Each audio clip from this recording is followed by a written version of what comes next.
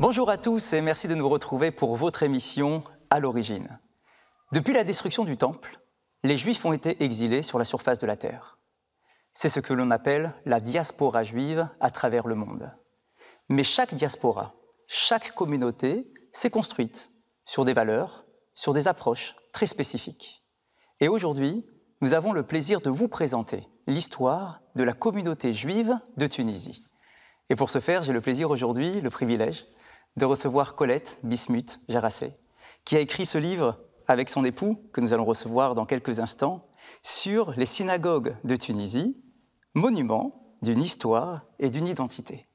Alors, Colette, si vous voulez bien nous raconter ce qui est à l'origine de cette œuvre exceptionnelle sur l'histoire des Juifs de Tunisie. Eh bien, comme vous le savez, mon mari est historien de l'art et avait déjà un passé, je dirais, lié à l'histoire juive et notamment aux synagogues. Il avait déjà écrit sur les synagogues de France, les synagogues du monde. Et étant passionné par ce sujet, il voulait encore m'entraîner vers des recherches en France. Et c'est à ce moment-là que j'ai considéré que ça suffisait pour la France, mais qu'il y avait peut-être d'autres lieux à explorer, et notamment la Tunisie. C'était l'occasion de retourner en Tunisie, d'avoir le courage de retourner en Tunisie tout en ayant un alibi. Lorsque vous arrivez en Tunisie, comment est-ce que vous entreprenez ce travail de découverte et de retrouvailles avec tous les lieux qui sont présentés dans ce livre, toutes ces synagogues, toutes ces yeshivot, tous ces lieux de vie communautaire? Est-ce que les accès sont si simples que cela? Alors, à vrai dire, au départ, on ne pensait pas du tout à une étude aussi fouillée. On était parti sur l'idée de Tunis et Djerba. C'était une manière de découvrir aussi Djerba que nous ne connaissions pas. Mais très vite, nous nous sommes rendus compte, lors du premier voyage d'ailleurs à Djerba, que nous n'avions pas les clés pour entrer dans ce monde et dans ce domaine pour faire ce que nous voulions faire. Donc moi j'ai commencé à faire des démarches en France parce que j'ai compris qu'il fallait avoir des autorisations, puisque lors de notre premier voyage, mon mari s'est retrouvé au poste de police parce qu'il a fait des photos et que nous n'avions pas les autorisations. Donc, dès ce retour de Djerba, j'ai décidé de prendre les choses en main, de contacter l'ambassade, de savoir comment il fallait procéder pour être dans la légalité, pouvoir travailler. Donc, les choses étaient claires. Sur nos autorisations, il était bien dit que nous travaillions sur les synagogues de Tunisie. Et donc, à chaque voyage, j'étais en contact avec ces responsables qui nous délivraient, qui nous demandaient combien de temps nous allions passer, quelle ville nous allions visiter, et nous délivraient une autorisation qu'ils nous remettaient très souvent à l'arrivée à l'aéroport. Effectivement, c'est ce qui nous a permis de faire un travail aussi long, aussi fouillé, grâce à ces autorisations qui ont entraîné d'ailleurs non seulement le fait de pouvoir travailler, mais c'est qu'aussi sur place, lorsque nous arrivions, il y avait les gens dans les offices touristiques qui tout de suite se mettaient en quelque sorte à notre service. C'était quelque chose d'extraordinaire de voir qu'on nous accompagnait, on nous ouvrait les édifices et même lorsqu'il y avait quelques réticences de la part des nouveaux propriétaires, les responsables allaient jusqu'à obliger les gens à ouvrir les synagogues. Et d'ailleurs, j'ai une anecdote à ce sujet, c'est qu'une fois, lorsque on nous a ouvert une de ces fameuses synagogues, la personne qui était à l'intérieur m'a tout de suite dit « Mais où est-ce que je vais vivre maintenant ?» Et il a fallu tout le temps rassurer, expliquer que nous n'étions pas là pour régler des comptes, pour refaire une histoire, mais simplement pour revoir ces édifices religieux et que nous n'avions aucune intention d'aller au-delà de cette visite et de ce travail. Alors, vous avez vécu vous-même en Tunisie, comme vous nous l'avez dit. Qu'est-ce que vous ressentez lorsque vous voyez ces synagogues, pour la plupart malheureusement, des vestiges, délabrés? Est-ce qu'il y a un sentiment de déchirure, de peine, de tristesse lorsque vous redécouvrez tout cela? Alors, à vrai dire, moi, je ne connaissais que Tunis. Je suis née à Tunis, je fréquentais des petites synagogues familiales ou la grande synagogue, puisque j'allais déjà au jardin d'enfants de la grande synagogue. Et donc, je connaissais ce grand édifice, mais déjà à Tunis, j'ai découvert des oratoires comme celui de la famille Fréwa que je fréquentais, mais d'autres oratoires minuscules déjà à Tunis qui montraient en fait la manière dont le culte se déroulait, comment il était pratiqué en Tunisie.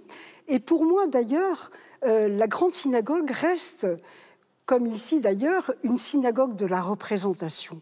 Moi, je me souviens des mariages, je me souviens des... Mais finalement, pour moi, l'oratoire du grand rabbin Chaim Belaïch ou des petites synagogues, on l'a retrouvé, même si maintenant elles sont en piteux état, bien sûr, parce qu'elles ont été abandonnées, que les gens sont partis. C'est quand même la trace d'une manière de pratiquer le judaïsme. C'est aussi la trace de l'existence des Juifs partout en Tunisie. Et donc, bien sûr, l'histoire a changé, l'histoire s'est terminée, mais malgré tout, on a pu quand même retrouver toutes les traces de cette existence juive. En l'occurrence, si on voit les derniers lieux de vie comme Djerba, les petites synagogues, petites ou grandes synagogues, sont toujours entretenues, sont toujours vivantes, parce que Djerba reste, je dirais, le dernier lieu de vie juive de Tunisie. Comment vous pourriez qualifier la vie juive qu'il y avait en Tunisie? Vous êtes arrivé ensuite en France. Est-ce que vous avez senti, vous, une différence dans la façon de vivre au quotidien son judaïsme? Alors, disons que moi, j'habitais pas très loin de la grande synagogue. J'allais au jardin d'enfants de la grande synagogue. On fréquentait régulièrement, puisqu'il y avait la maison communautaire derrière. Il y avait des spectacles, on a encore des photos de spectacles qui se déroulaient là. Il y avait une pratique religieuse qui était quand même très familiale, très communautaire. C'est-à-dire que moi, j'ai des souvenirs où on se déplaçait dans Tunis avec des bougies tressées des fleurs pour des fêtes. On traversait bien sûr le quartier Lafayette où il y avait beaucoup de Juifs pour aller à la synagogue. Il n'y avait pas vraiment... on menait une vie juive assez simple, assez... Maintenant, l'arrivée en France a été complètement différente. Il faut dire que la France est un autre monde. C'est la dispersion, déjà. On vivait dans un univers qui était petit. Et lorsque j'ai quitté la Tunisie, sur le bateau qui nous emmenait, je ne savais pas où j'allais. C'est-à-dire que pour moi, l'univers, c'était la Tunisie, c'était Tunis. La France, oui, on l'étudiait dans les livres d'école, mais autrement, elle n'avait pas de réalité. Nous avions des maîtresses françaises, mais la réalité française, c'était terrible. Disons que l'arrivée au port de Marseille, sous la neige, ne laisse pas de bons souvenirs. Et vraiment, il y a une histoire d'avant, il y a la vie d'avant et la vie d'après, puisque nous sommes partis pour des vacances de Noël qui ne se sont jamais terminées. Comment vous faites vivre en vous, aujourd'hui, ce souvenir de la Tunisie? Est-ce que c'est dans un quotidien? Est-ce que c'est dans des goûts? Est-ce que c'est dans des odeurs que vous arrivez à transmettre aussi cette connaissance de la Tunisie et du judaïsme de Tunisie? Alors, il y a quelque chose que j'ai eu la chance de connaître et de vivre, et qui est un héritage extraordinaire. C'est le fait que ma grand-mère ne parlait que l'arabe. Alors que, donc, étant l'aînée d'une famille, et sa sœur, après plusieurs filles, sa sœur est devenue directrice d'une école.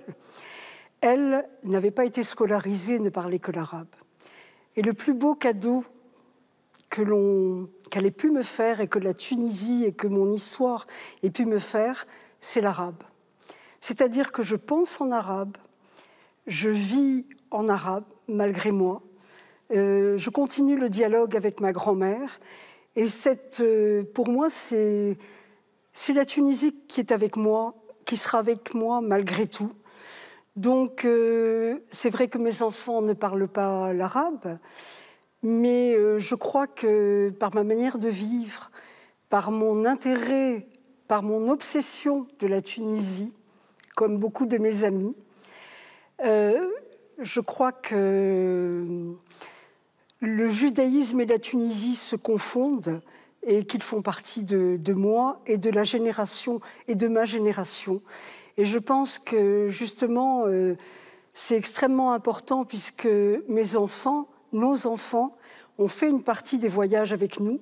Pas les 23 voyages, heureusement pour eux, mais beaucoup de voyages. Et pour eux, c'était extrêmement important de partager ça et de connaître cela. Et c'est pour ça qu'ils sont très concernés, très touchés, ça fait partie de leur vie. Lorsque nous, aujourd'hui, nouvelle génération, entre guillemets, on pense à la Tunisie, on a une idée un peu bipolaire, avec d'un côté Tunis, de l'autre côté la Djerba. Est-ce que la vie juive était identique dans ces deux lieux emblématiques de la Tunisie? Absolument différent. Disons qu'entre Tunis, en l'occurrence, on parle bien de Tunis et Djerba qui étaient nos deux pôles de recherche, et ce n'est pas un hasard puisque ce sont deux mondes.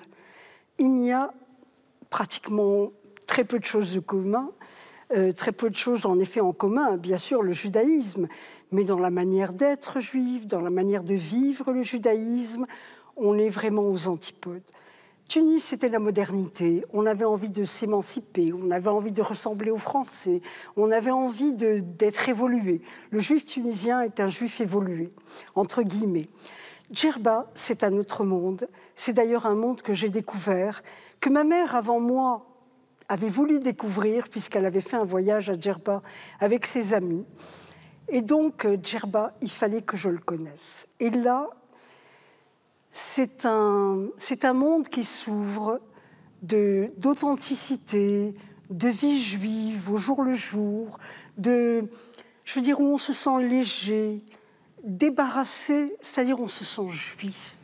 On se sent uniquement juif, pas, je ne sais pas, simplement juif, ce qui est quand même tellement extraordinaire, avec une proximité, avec des petits villages juifs où tout est prêt, où les gens vivent à côté, vivent ensemble, une vie vraiment enviable, enviable.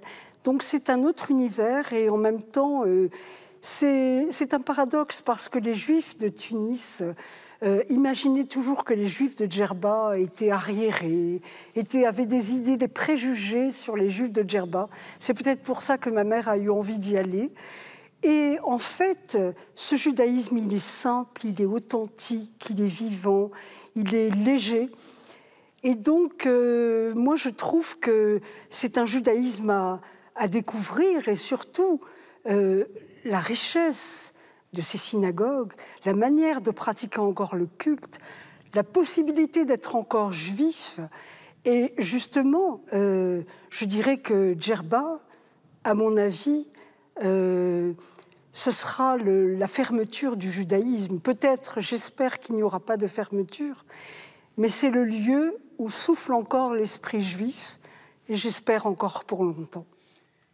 Colette Bismuth-Jarassé, merci beaucoup. Merci de nous avoir ouvert cette histoire personnelle. On le ressent dans vos propos, dans votre sensibilité, dans la façon dont vous le rapportez. Et que ce livre-là puisse effectivement peut-être inspirer et rappeler à tous ceux qui ont vécu cette histoire, ou les enfants, les deuxième, troisième générations, qu'ils puissent effectivement puiser une énergie du passé pour vivre leur présent et leur avenir. Merci. C'est leur histoire. Merci beaucoup. À vous. L'histoire des Juifs de l'île de Djerba, en Tunisie, remonte à des temps très anciens. La communauté est traditionnellement séparée en deux. Le petit quartier au sud et le grand quartier, à 6 km au nord. Les deux villages étant organiquement liés et en même temps structurellement opposés. La communauté juive de Djerba est l'une des plus connues d'Afrique du Nord, en raison de sa longévité exceptionnelle et du pèlerinage annuel de la synagogue de la Griba, à l'occasion de la fête juive de Lag Baomer, rassemblant des milliers de participants. La renommée de cette synagogue emblématique est basée sur de nombreuses traditions et croyances. Ainsi, elle contiendrait des restes du temple de Salomon. Selon une légende locale, la Griba aurait été fondée par des prêtres venus de Jérusalem. Des Kohanim se seraient installés sur l'île après la prise de Jérusalem et l'incendie du temple de Salomon par Nabuchodonosor en 586 avant Jésus-Christ.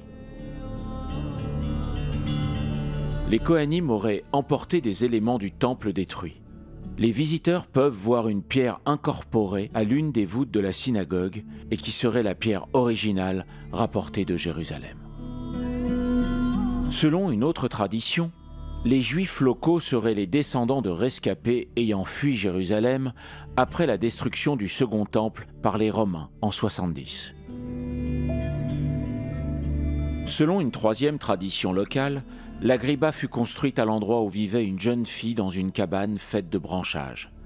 Un soir, sa hutte prit feu et l'incendie terminé, les habitants de la colline s'approchèrent de la cabane réduite en cendres et y découvrirent la jeune fille morte, mais épargnée par les flammes.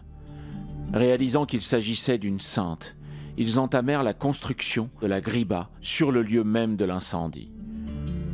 Dans la synagogue, une niche située en dessous de l'arche sainte indique l'endroit où le corps de la jeune fille aurait été trouvé. L'actuelle synagogue, modeste bâtiment au reflet bleuté, est composée de 2 salles couvertes avec divers rajouts architecturaux. Les bâtiments adjacents servent de logement aux pèlerins. L'atmosphère religieuse y est entretenue par des lampes à huile et des chants psalmodiés.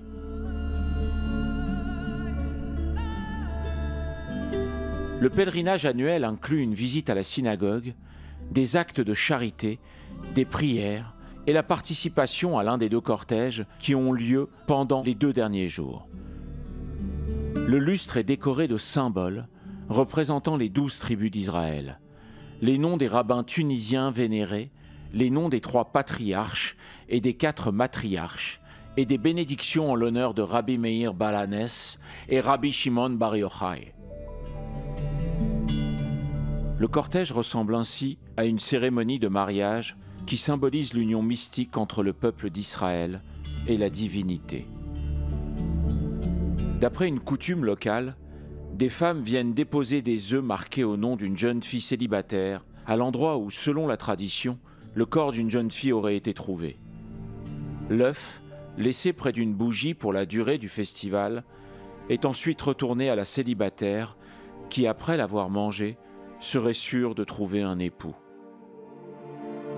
Les revenus du pèlerinage de la synagogue de la Griba sont reversés aux vieux habitants du village ainsi qu'aux étudiants locaux en Torah. Dominique Jarassé, merci de nous rejoindre. Vous avez coécrit cette œuvre exceptionnelle sur les synagogues de Tunisie.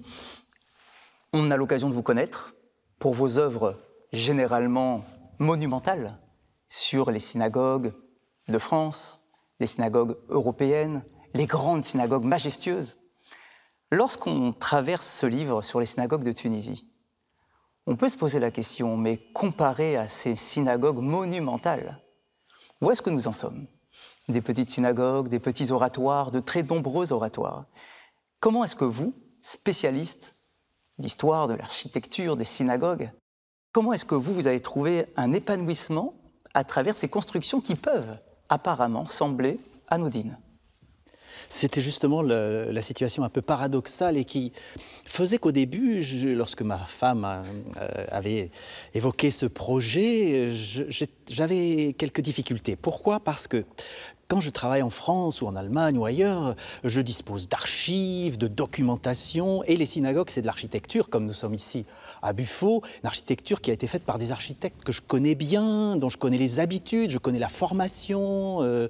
Là, tout d'un coup, il s'agissait d'entrer dans un autre monde. Alors, je dirais que d'une certaine manière, il fallait changer de perspective et être moins historien de l'art et historien de l'architecture, même si j'ai fait des découvertes qui méritent largement d'entrer dans le corpus des grandes synagogues du monde, mais un regard peut-être plus anthropologique. Et donc, de ce fait, j'avais un petit peu d'appréhension.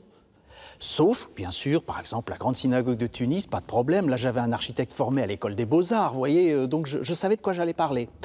Mais lorsqu'il est apparu qu'il fallait aussi aller à Djerba, je ne savais pas grand-chose. J'avais vu la Griba, bien évidemment, mais enfin, on ne sait pas dater des édifices comme ça. C'est tellement retravaillé, reconstruit, ça appartient à une longue histoire, mais en même temps, ce que vous avez sous les yeux est en grande partie du XXe siècle. Donc, j'étais un peu démuni. Mais en même temps, cette approche des synagogues, eh bien, c'est pour moi une découverte assez bouleversante. On oublie les grandes synagogues, on oublie le fait que je suis toujours à la recherche d'un architecte. Quand j'arrive à Zarzis, on me dit que la synagogue a été construite en 2000, parce qu'elle était malheureusement brûlée, l'ancienne, au moment de Sabra Hachati, là. Tout ça. Je me dis, ah, enfin une synagogue moderne. Là, je vais avoir des plans, je vais avoir un architecte. Rien du tout. Le président de la communauté, M. Soufir, me dit, mais on l'a fait nous-mêmes. On a reconstruit nous-mêmes telle qu'elle était. Et voilà, ça me fait comprendre, si vous voulez, quelque chose, c'est que mon approche d'historien de l'architecture n'était pas adéquate. Alors, on s'est plongé dans la culture et surtout les rencontres, les gens, pour essayer de comprendre.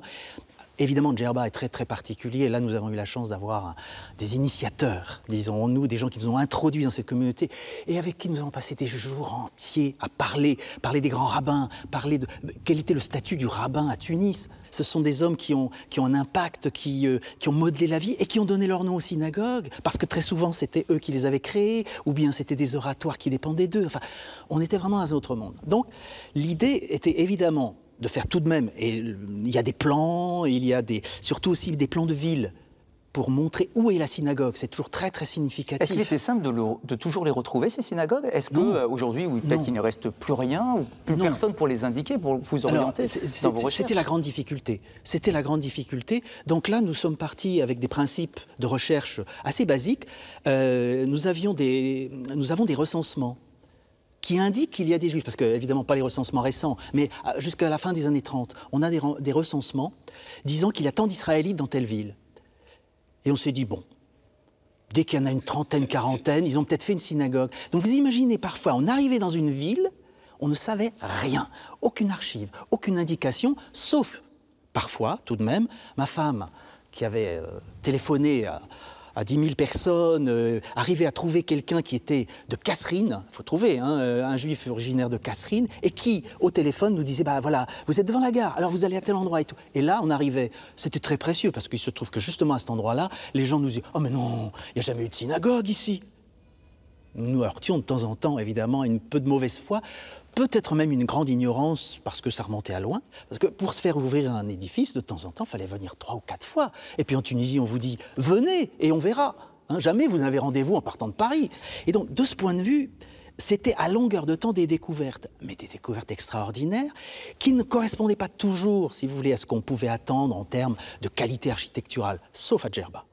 Ça, j'ai même écrit des choses spécifiques sur Djerba, parce que là, les Juifs de Djerba ont été capables d'inventer un type de synagogue en utilisant les matériaux apportés par les colons, c'est-à-dire le ferraté. Vous voyez, on se dit, bon, ça va être horrible. Mais non, une subtilité de conception de la synagogue sur plan carré, avec un lanterneau de 12 fenêtres, qui n'est possible que parce qu'on a les ferratés colons, j'insiste. Autrefois, les petites synagogues, elles sont voûtées, elles sont étroites, et elles ont à peu près 2 mètres de large, parce que c'est la portée extrême d'un morceau de palmier. Les synagogues anciennes, c'est ça. Là, tout d'un coup, on a des synagogues quand même d'une certaine prestance, mais avec une subtilité dans l'éclairage, vraiment une symbolique. Ils se sont appropriés, si vous voulez, des matériaux courants pour redonner une nouvelle forme de synagogue et qu'ils sont disséminés dans tout le Sud, puisque tout le Sud est en fait, je dirais, colonisé, entre guillemets, par les Djerbiens, et ils réalisent ce même type de synagogue depuis Gabès jusqu'à Ben Gardan ou Tataouine. Donc ça, c'était une découverte extraordinaire. Alors, effectivement. Alors, on va revenir, bien sûr, sur quelques synagogues emblématiques de la Tunisie. Est-ce que l'on peut profiter de l'occasion pour retracer également l'histoire des Juifs de Tunisie, puisque ce livre-là, finalement, ce n'est pas qu'un livre sur les synagogues de Tunisie. Tout à fait. C'est la vie juive de Tunisie. Alors, souvent, lorsque l'on parle avec des amis de la Tunisie, on fait remonter la présence des Juifs immédiatement après la destruction du premier temple de Jérusalem, avec les prêtres du temple, avec une pierre de l'édifice du temple de Jérusalem qui serait arrivée à Djerba. Est-ce que l'on a quelque chose, vous êtes historien, est-ce que l'on a quelque chose qui puisse aller dans ce sens, ou est-ce que juste une tradition orale qui passe de génération en génération? Oui, je dirais que c'était d'ailleurs aussi une des questions qui me mettait à la limite un peu mal à l'aise au départ. C'est que moi je suis un historien du 19e et du 20e siècle, vous voyez, et je me dis, mais si je tombe sur des édifices du 14e siècle, je ne vais pas savoir, je ne vais pas avoir les clés, si vous voulez, de compréhension. Mais je vous rassure tout de suite, nous n'avons jamais rencontré une synagogue du XIVe siècle. Parce que l'histoire des Juifs de Tunisie est une histoire à éclipses. De longues éclipses même parfois. Alors, il y a évidemment ce substrat légendaire très beau, très important, parce que ça crée ce lien tellement fort entre Djerba et la Terre Sainte. Hein, la pierre, la porte même, dit-on, puisque des fois on dit que le village s'appelait Diret, qui voudrait dire la porte. Enfin bon, des choses qui ne sont évidemment pas attestées par l'histoire ou par l'archéologie. Sur le plan archéologique, on a quand même la preuve qu'il y avait des Juifs à l'époque, si ce n'est carthaginoise, du moins romaine. On a deux magnifiques mosaïques de pavements, donc de synagogues, qui sont extraordinaires et qui attestent qu'il y avait des Juifs au temps des Romains. Mais on le savait aussi par les textes, si vous voulez, Tertullien ou quelques autres. Donc il y a évidemment cette présence mythique, ce lien que l'on crée quelquefois aussi entre Carthage, les Phéniciens et le fait qu'il y ait eu des Juifs avec eux n'aurait rien d'extraordinaire. Long Moyen-Âge, très long Moyen-Âge, parce qu'il y a évidemment un épanouissement des Juifs pendant la période romaine. Ils avaient donc des synagogues. Il y avait des synagogues. Il y a des mosaïques qui montrent leur présence. Tout à fait. À Mamlif, enfin à Naro et à Kélibia, dernièrement, on l'a trouvée pendant que nous étions, c'est pas nous, mais nous l'avons, elle a été trouvée pendant que nous faisions nos recherches, hein, donc c'est tout récent. Donc c'est bien attesté, et il y a des objets, il y a des lampes, que Carthage, mais la Carthage même, je dirais, romaine et chrétienne, et accueilli des Juifs, je crois que c'est quelque chose d'absolument évident. Est-ce qu'on peut avoir une idée de la façon dont ils vivaient leur judaïsme à l'époque? Alors, je dirais, ils étaient comme disait ma femme tout à l'heure, c'est-à-dire que les Juifs de Tunis se sont francisés, et bien les Juifs de Carthage se sont romanisés, ils ont des noms romains, sur les plaques, ils ont des noms romains, des fonctions romaines, enfin, ils sont totalement intégrés. C'est la force, je dirais, du judaïsme, de cette capacité de maintenir une identité tout en s'intégrant de manière extrême pour survivre. Et le fait que la communauté juive ait survécu en Tunisie, c'est quand même assez extraordinaire. Parce qu'après, vous avez la reconquête de Justinien, par exemple. Eh bien là, les Juifs sont très mal vus, très très mal vus. Arrivent les Vandales, dont le nom, évidemment, est un peu désobligeant, mais les Vandales sont plus tolérants que les Byzantins. Et les Juifs se réépanouissent pendant une centaine d'années où la Tunisie est sous l'occupation des Vandales. Et puis arrive donc le Justinien, et puis ce sont les Arabes qui arrivent. Et là, c'est d'une grande complexité, on ne va pas entrer dans les détails, les dynasties qui ont régné là-bas, mais disons que c'est une alternance. Vous avez des périodes d'épanouissement où les Juifs peuvent véritablement, tout en ayant le statut de dhimmi, ça c'est un principe, mais le dhimmi peut vivre, peut survivre et peut, je dirais, maintenir sa culture. Et puis il y a un moyen d'application tout à fait, plus ou moins de la rigoureux. Dima qui est plus ou moins rigoureux selon les périodes. Selon les périodes, exactement. C'est-à-dire que par exemple, à Kérouan, évidemment, ville extraordinaire, tellement fondamentale dans l'histoire, eh bien, est-ce un hasard qu'au moment où Kérouan est une grande ville brillante, qui rayonne, eh bien, il y a une yeshiva à Kérouan qui est absolument majeure. C'est pas à vous, monsieur le rabbin, que je vais apprendre le nom de ces rabbins dont nous avons eu la chance de retrouver les noms inscrits dans la synagogue de Kérouan, car il y avait une synagogue à Kérouan, mais construite en 1930. Simplement, continuité de l'identité, je veux dire, affirmation et fierté de cette grande histoire. Ils écrivent, il y a un Eichal avec 5 portes et autour il y a des plaques de marbre. Eh bien, ils font des hommages. Alors, non seulement à Shimon Bar Yochai, et ainsi de suite, ça c'est grande tradition tunisienne. Tout à fait. Mais aussi les plaques du sang. C'est 3 des grands rabbins de la yeshiva qui ont laissé des textes fondamentaux et tout. Là, on est autour de fin 10e, début 11e. Là, c'est un grand moment d'épanouissement. Il y a une production rabbinique, littéraire extraordinaire. Et puis, arrivent les Fatimides. Alors les Fatimides, vous savez, ils ont eu une attitude un peu partagée avec la Tunisie parce qu'ils étaient d'abord à Kérouan, ensuite ils ont créé Mahdia, qui est aussi une ville extraordinaire, et puis ils ont préféré aller en Égypte, créer le Caire. Si bien que ce sont d'autres dynasties qui se sont installées, mais contre les Fatimides, qui eux-mêmes ont envoyé en représailles des tribus venant d'Arabie Saoudite, on les appelle les Hilaliens, qui alors eux sont des terribles, des rigoristes, et qui vont quasiment décimer la communauté sous la menace, conversion ou la mort, à peu près. Alors là, on a des périodes complètement obscures. On ne sait même pas comment ces communautés ont pu survivre, comment elles... On parle parfois de marane, entre guillemets, c'est fort possible. Mais là, on a quand même quelques siècles jusqu'à ce que d'autres dynasties prennent le pouvoir, et tout particulièrement, alors au XVIIe siècle, là, je dirais, les choses s'arrangent, et Tunis devient aussi, XVIIe, XVIIIe siècle, Tunis devient aussi une grande école juive, une grande yeshiva avec une grande production. Kérouan, c'est fini, parce que de toute façon, les Juifs n'ont plus le droit d'être à Kérouan depuis le XIIe siècle à peu près, et ils n'y rentreront de nouveau qu'avec les Français en 1883. Donc voilà, c'est une histoire à éclipse, mais ce qui est quand même extraordinaire, c'est qu'on arrive à une centaine, plus de 100 000 Juifs en Tunisie autour des années 1930, par là. Alors, à Tunis, pour dire quand même quelques mots de cette évidemment synagogue essentielle, puisque c'était la grande synagogue qui remontait au Moyen-Âge, très certainement pour ses structures premières, modifiées très fréquemment, car les Juifs s'installent au Moyen-Âge, justement à Tunis. Bon, Tunis n'est pas non plus une ville aussi ancienne que Carthage, mais ils s'installent, il y a toute une légende là aussi évidemment intéressante, ils s'installent, on leur fixe un quartier, ce qui va devenir la Hara, et donc ils ont le droit d'avoir des synagogues à l'intérieur, bien sûr pas trop hautes. C'est pour ça l'argument, il ne faut pas dépasser les bâtiments. La synagogue, elle était dans la Hara, il n'y avait donc pas tout juste à côté une mosquée ou quoi que ce soit, et de toute façon elle aurait été plus haute. Mais la rigueur, des fois, dit pas plus haute que les maisons musulmanes. Alors, ça peut-être expliquer que pour aller dans la synagogue, l'ancienne synagogue de Tunis, il fallait descendre une dizaine de marches, effectivement. Mais c'est le seul argument qu'on puisse vraiment trouver. Après, il y a aussi les bouleversements de ce quartier qui ont fait que, lorsqu'on l'étudie dans les années 1920 et 30, le sol, c'est le principe de l'archéologie, est peut-être monté d'un mètre ou d'1,50 m. Mais il est indéniable que l'on descend dans la synagogue de Tunis. On descendait.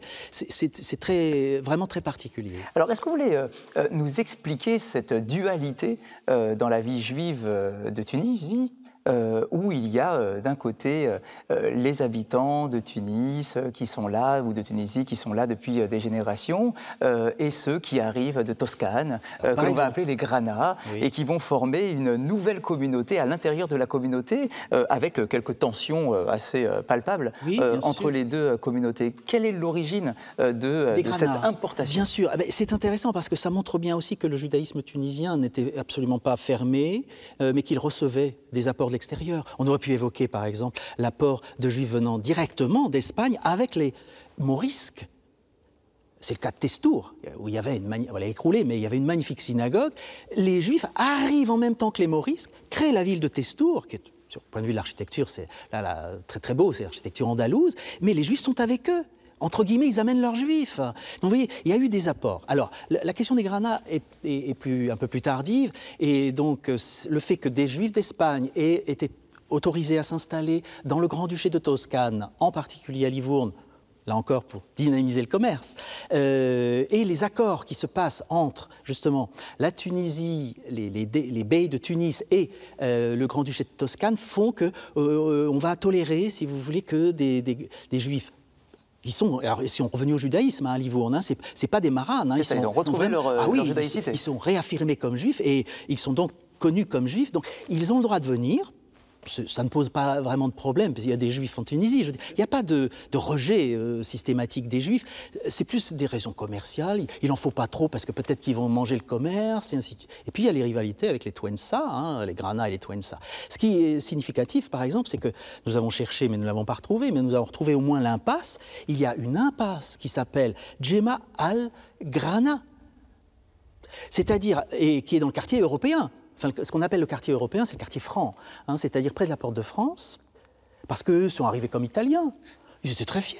Et puis au bout d'un moment, il y a un bey qui leur a dit « Mais attendez, vous êtes juifs, donc vous avez vous aussi à aller vous installer du côté de la Hara ». Et c'est ce qui a donné le souk el-Grana, qui est un des grands souks de la partie nord de la Médina, qui mène justement à la Hara. Et alors, là, au début, ils étaient très peu nombreux, donc ils se sont intégrés, mais ils ont marqué leur particularisme. Et puis au XVIIIe siècle, comme ils sont plus nombreux, ils ont eu l'autorisation aussi de laisser entrer plus de familles, ils décident d'avoir leurs propres institutions. Mais ils habitent tout de même la Hara, la grande synagogue livournaise, elle est rue Esnadli, dans la Hara, pas loin de la grande synagogue Twensa. Donc ils ne fréquentaient pas les mêmes synagogues? Non. Le même Beth Din, le même tribunal rabbinique? Non, ils ont leur grand rabbin. ils ont leur grand rabbin, ils ont leur beddin, ils ont leur section au cimetière. Et encore aujourd'hui, quand on visite le grand cimetière du Borgel, pourtant cimetière qui a été créé seulement à la fin du 19e siècle, il y a un mur qui s'écroule, je vous rassure, il s'écroule. Mais il y a un mur entre la partie livournaise et la partie tunisienne, si vous voulez. Ce particularisme a été quand même assez fort, avec le sentiment, si vous voulez, pour les Granats, qu'ils étaient européanisés, ils parlaient italien, très vite ils se sont aussi intégrés aux institutions françaises, ils ont favorisé l'implantation de l'Alliance, les Granats n'y sont pas pour rien, vous voyez, avec parfois un peu de mépris vis-à-vis, bien sûr, des Juifs Taensois, d'où le fait que pendant longtemps, il y a eu assez peu de mariages mixtes, mais là aussi, il y a beaucoup de mythes. Mais ça a tout de même, et vous le précisez dans votre ouvrage, ça a tout de même facilité l'importation de recueils de livres imprimés, d'études de Torah, de Talmud, de Kabbale, qui n'étaient pas encore arrivés en Tunisie jusqu'à présent. Oui, et je dirais même également des livres qui avaient été faits par des rabbins tunisiens, parce que c'est un des grands problèmes, justement, de ce trésor de production qui n'a pas été imprimé. Parfois, ils ont été imprimés à Livourne, justement. Il y a eu quand même des échanges, bien sûr. Alors, dans le reste de la Tunisie, à certains endroits, vous avez des Juifs livournais qui s'installent et qui jouent un rôle très important. Il y a des communautés qui sont fortement livournaises. Je pense par exemple à Madia, où c'était quand même les Livournais qui tenaient le haut du pavé et qui ont mis en place une synagogue. Même à Djerba, ce qui est très significatif, vous savez, Djerba, c'est 2 villages profondément juifs, bien. Quand arrive, dans les années 1870, un Juif livournais, eh bien, il s'installe dans la petite ville, Umtsuk, et il crée sa première synagogue. Là, j'étais ravi. Une date, 1878. Vous imaginez, enfin une synagogue datée, grâce au fait que c'était évidemment une synagogue livournaise. Mais, plan de synagogue djerbienne,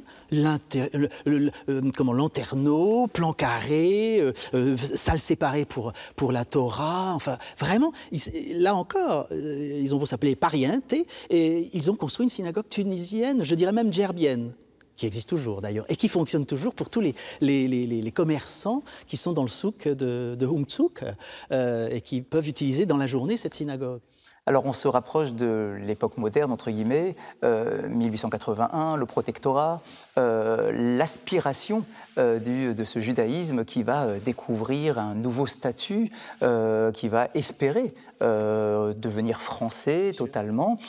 Comment est-ce que ça se passe entre les tenants de la tradition ancestrale et cette nouvelle culture qui arrive avec des gros sabots sur un territoire complètement différent? Tout à fait. Qui avait déjà pénétré, hein, j'ai fait allusion à l'Alliance. Elle est là dès les années, fin des années 1870. Il est vrai aussi que la Tunisie elle-même s'est ouverte.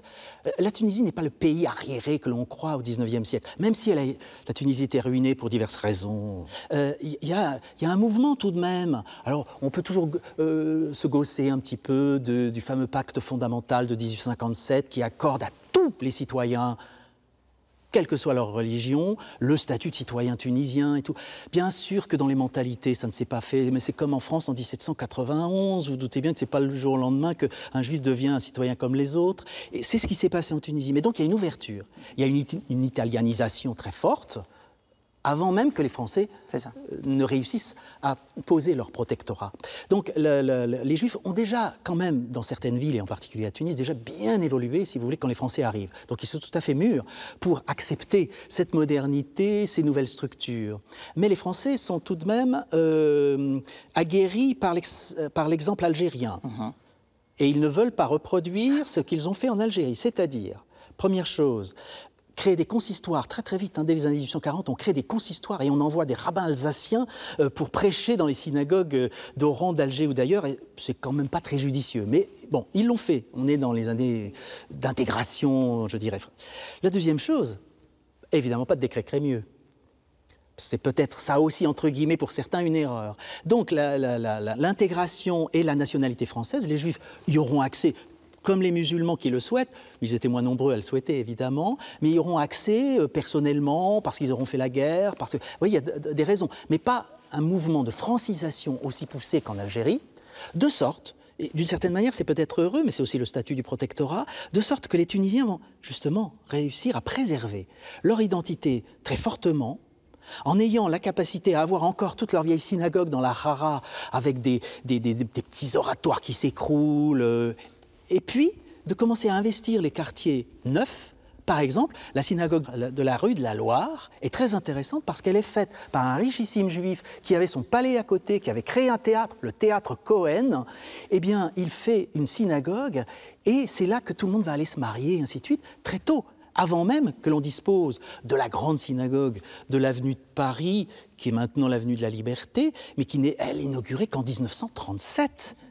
Car ces braves Tunisois ont mis 30 ans à la construire, cette grande synagogue de Tunis, sublime, vraiment superbe, mais 30 ans. Donc ça veut dire que pendant tout ce temps-là, à la limite, la synagogue moderne, c'était la synagogue de la rue de la Loire, qui était juste à côté de la cathédrale, en quartier européen. Donc vous voyez, ce glissement, ce passage, c'est ça qui m'a toujours semblé fascinant, justement, dans l'usage qu'ont les juifs tunisiens de la synagogue, de l'oratoire et tout cela, c'est que c'est pas une vraie rupture, c'est une adaptation, et de ce fait, il y a des oratoires pour des gens plus traditionnalistes, et puis des grandes familles qui vont avoir l'oratoire familial, où certains d'ailleurs se vanteront de ne pas mettre les pieds, parce qu'ils sont tellement évolués qu'ils ne vont plus dans l'oratoire, mais ils ont l'oratoire quand même, parce qu'il y a peut-être des personnes âgées, et puis il y a les gens du quartier. Enfin, il y a voilà une interaction très très intéressante entre cette aspiration de modernité, mais cette capacité à garder,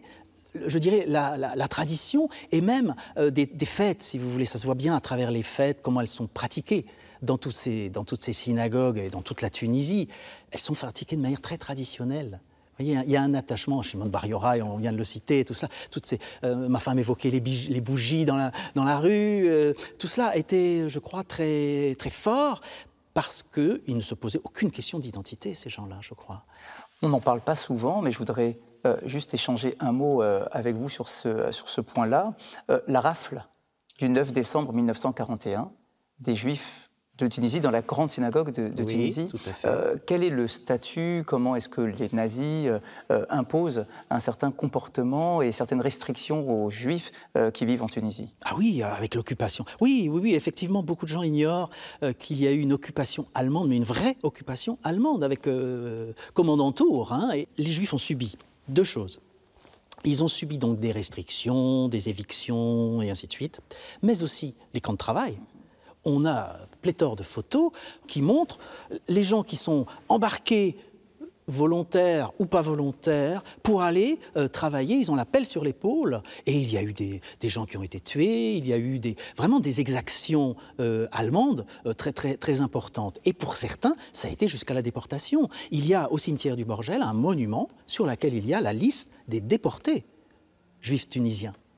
Dominique Jarassé, merci beaucoup. Il y aurait tant à dire sur, on l'a compris, depuis l'époque romaine jusqu'à nos jours, sur l'histoire des Juifs de Tunisie, avec cette Tunisie qui se transporte finalement au gré des départs de ces Juifs de Tunisie et qui vivent actuellement dans le monde entier et qui souvent, des fois, recréent la même synagogue. C'est le dernier chapitre de notre livre. Nous avons suivi les Juifs de Tunisie, à Sarcelles, à Marseille et en Israël, reconstituant parfois les synagogues, les rites, n'en parlons pas, mais les synagogues, jusqu'à refaire la griba en Israël, dans le Negev. Enfin, c'est quand même assez extraordinaire. Exactement, une histoire très très riche de transmission également. Merci beaucoup Dominique Jarassé. Merci de nous avoir suivis. Je vous souhaite de passer un très bon dimanche et je vous dis à bientôt.